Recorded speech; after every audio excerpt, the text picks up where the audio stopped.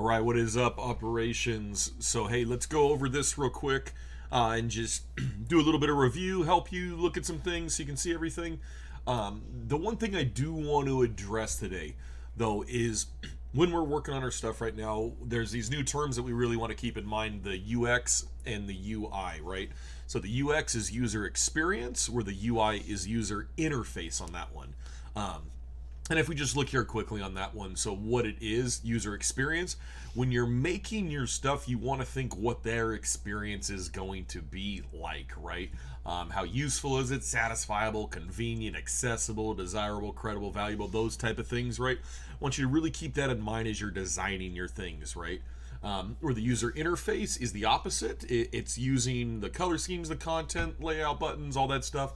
So really, what is the UI affecting the UX? And you can do it backwards planning too, where you're looking at the experience. How does that work with the interface and whatnot, right?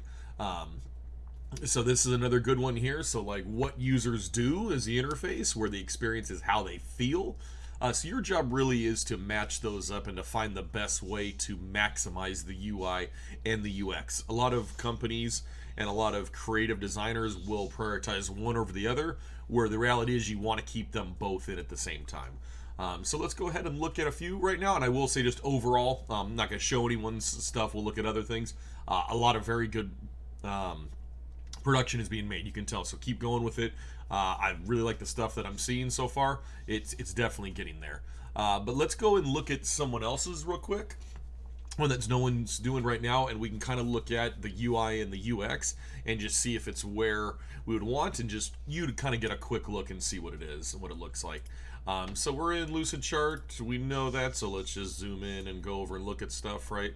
So the first thing is the home screen. We can see it. Great, good job. The logo is there, right? So the interface itself, we show that.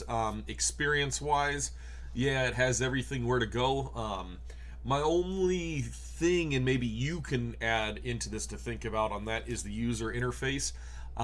Is it really stimulating? By that I mean, is it a little too kiddie, if that makes sense on it? It looks a little elementary, so I'm just not sure if that interface is going to match up to what the desired outcomes are.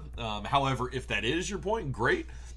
As we go and we start looking at things, we kind of see, okay, sticking to the same theme with colors and stuff like that. This, stuff like this, it just looks very generic and very low level. It doesn't look like it's something that people would be on the stimulating sense of. I'm not sure how satisfiable and desirable it really is in that one, is my only concern when I look at the stuff. And as I go through, I keep seeing these. Clearly, though, the interface itself does work because it has everywhere that it goes, right? So even as we zoom in, we see these different things. Clearly there was thought behind it, where it goes, the chat, the meeting, and I love these. Whenever you can, if you're making arrows, do put what the arrow is doing, right? Because remember, when we're going to sell this, we want to be able to have it sold quickly, meaning the investor looks at it and gets what they're doing. This is one way to do it, is to put a little notepad, a sticky note. You can do a text, a block. Yeah, I'm just, as I go through, I'm really looking at it here and seeing this. I do like that function, right? I think that's something where the UI and the UX really shows high-level thinking here, where there's buttons on it, so that way it looks like here you could turn it off, you could turn it on, something like that. So for me, like let's say your Spanish or your period, not Spanish period drama class, but your period 6 drama class didn't have a lot of work or anything, you could turn that off so that way you're getting notifications for others. So that, going back to this, that is something that to me is very valuable under the user experience part of it.